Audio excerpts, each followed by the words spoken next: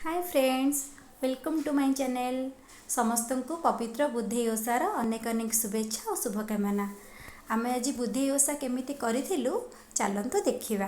प्रथमे आम ये शिल और शिलपुआ को भल भाव में परिष्कार धोई नहीं एथिरे ठाकुर स्थापना करुचु। कंचा हलदी को गोटा हलदी को राति बतुरा होगी ठाकुर बटा होगी ठाकुर स्थापना कराए। ठाकुर से चंदन सिंदूर लगाई ठाकुर को सजा जाए।